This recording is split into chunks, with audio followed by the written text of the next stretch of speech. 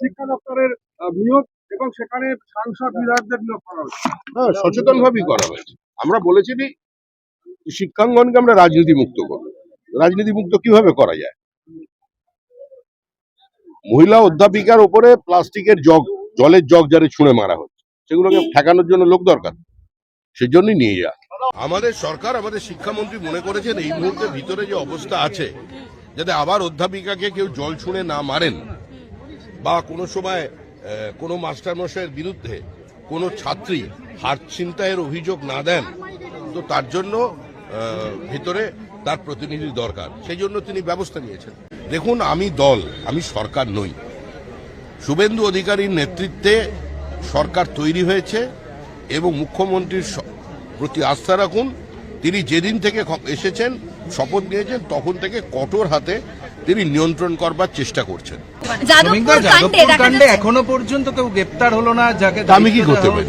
তিনি নিজের যাদবপুর ছাত্রদের বিষয়, তারা ক্যাম্পাসের ভেতরে কি করবে এটা তো ছাত্ররা বলবে। এবিভিপি তো আমাদের স্টুডেন্ট অর্গানাইজেশন নয়, তারা একটা জাতীয়তাবাদী ছাত্র সংগঠন। আমরা তো বারবার শুনে থাকি যাদবপুরে গেলেই বিপত্তি। মুষ্টিমেয় কিছু ছাত্র আছেন যেখানে বিচ্ছিন্নতাবাদের স্লোগান দেয়, ভারত বিরোধী স্লোগান দেয়, আফজল গুরুর স্লোগান দেয়, তেরা কাতিল জিন্দা হয় এসব স্লোগান দেয়। ভারত তেরি টুকরে হোক এই স্লোগানও শোনা গেছে। অতীতে একজন মন্ত্রীকে ভেতরে আক্রমণও করা হয়েছিল, রাজ্যপালকে ছুটে যেতে হয়েছিল। অনেক এই নিয়ে যা কিছু বলার শিক্ষামন্ত্রী বলবেন, বিষয়টি তিনি দেখছেন। না না, এটা তো কলকাতার মানুষেরও বোঝা উচিত কেন যাদবপুরে এটা হচ্ছে।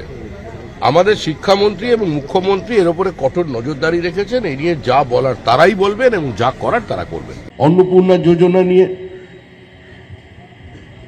একটা বিভ্রান্তি তৈরি হয়েছে, এটা কাঙ্ক্ষিত নয়। আমাদের মুখ্যমন্ত্রী শুভেন্দু অধিকারী ঘোষণা করে দিয়েছেন আরো 50 লক্ষ মহিলা অন্নপূর্ণা যোজনায় আওতায় চলে আসবে। দুর্গাপুজোর মধ্যে যারা প্রকৃত পাওয়ার যোগ্য, যারা ট্যাক্স পেয়ার নন, সরকারি কর্মচারী নন, যাদের সরকার থেকে অন্য কোনো রোজগার নেই, তারা প্রত্যেকে অন্নপূর্ণা যোজনার আওতায় আসবেন। কেউ বাকি থাকবে না, কাউকেই সরকার বাইরে রাখবে না। আমি সরকারের প্রতিনিধি নই, আমি দলের প্রতিনিধি। আমি সরকারের কাছে আমাদের সংকল্পগুলোকে মনে করিয়ে দিতে পারি। আপনাদের টুকরো টুকরো কথা, টুকরো টুকরো ব্যথাকে সরকারকে জানানো হচ্ছে আমার দায়িত্ব, এর বাইরে আমার কিছু নেই। যেদিন পরিবর্তন হয়েছে তার পরের দিন থেকে সিন্ডিকেট শব্দটা পশ্চিমবঙ্গের কোথাও নেই। যেদিন সরকার পরিবর্তন হয়েছে তার পরের দিন থেকে কলকাতা শহরে ব্যাপক সংখ্যক হেলমেট বিক্রি হয়েছে। রাজাবাজার, মানিকতলায় যারা হেলমেটের ব্যবসা করেন তারা প্রচুর পরিমাণে হেলমেট বিক্রি করেছেন। কারণ এই সরকার সকলকে সমানভাবে দেখার সরকার, বিভাজনের সরকার নয়। কলকাতা শহর সাজানোর কথা বলছেন, ধর্মতলা মুক্ত করার কথা আপনি বারবার বলেছেন। গতকাল অগ্নিমিত্রা পলকে দেখা গেছে তিনি পার্ক স্ট্রিটে তিনি ঘুরছিলেন, শিশুর গরম হচ্ছিল, সেটা সরানো নিয়ে বিতর্ক তৈরি হয়েছে। আমি বিষয়টি দেখিনি, আমি দেখে অগ্নিমিত্রা পালের সঙ্গে কথা বলবো। এখন আমাদের পিছনে ফিরে দেখার সময় নেই, তবে এই দুর্নীতিগ্রস্তদের ধরতে হবে। সেটার জন্য আমরা মুখ্যমন্ত্রীকে বলছি, যিনি পুলিশ মন্ত্রী আছেন। এখন পশ্চিমবঙ্গকে তার অতীতে ফিরিয়ে নিয়ে যাবার সময়। পশ্চিমবঙ্গ বিজেপি একা লড়ে ক্ষমতায় এসেছে এবং আগামী দিনে পশ্চিমবঙ্গ বিজেপি এই যে কলকাতা কর্পোরেশনের নির্বাচন আসছে একাই লড়বে। দেখুন, অচল অবস্থায় যে কর্পোরেশনে তৈরি হয়েছে এর জন্য তো তৃণমূল কংগ্রেস দায়ী। মানুষ পরিষেবা পাচ্ছে না, কাউকে তো রিজাইন করতে বলেননি, মুখ্যমন্ত্রী তো কাউকে বলেনি যে তুমি রিজাইন করো। কোন স্তর থেকে তো কোনো এমআইসিকে সরে যেতে বলা হয়নি।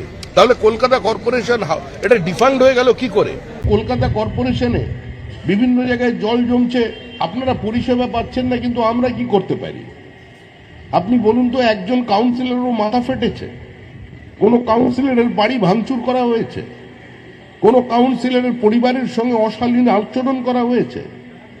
বলুন তো, কোন পরাজিত বিধায়ক মন্ত্রীর বাড়িতে আক্রান্ত হয়েছেন তিনি, কেউ খুন হয়েছে, কোনো সংখ্যালঘুর বাড়িতে আগুন লেগেছে, এই সরকার সেই প্রতিহিংসার রাস্তায় হাঁটেনি। কেউ বলেনি কলকাতার মেয়রকে পদত্যাগ করতে, কেউ বলেনি কলকাতার এমআইসিদের এখান থেকে চলে যেতে, কেউ বারণ করেনি, বাধা দেয়নি কোনো কাউন্সিলরকে তার কাজ করতে। কিন্তু কাউন্সিলররা যদি বাড়ি থেকে না বেরোন, কাউন্সিলরের নিজেদের লোকেরা যদি তাদের ডিম দিয়ে আদর করতে চায়, আমরা কি করতে পারি?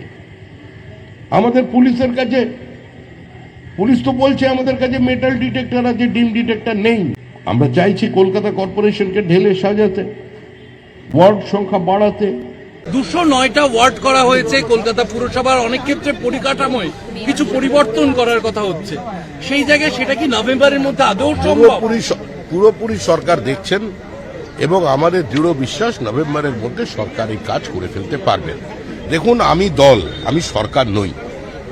শুভেন্দু অধিকারীর নেতৃত্বে সরকার তৈরি হয়েছে এবং মুখ্যমন্ত্রীর প্রতি আস্থা রাখুন। তিনি যেদিন থেকে এসেছেন, শপথ নিয়েছেন, তখন থেকে কঠোর হাতে তিনি নিয়ন্ত্রণ করবার চেষ্টা করছেন।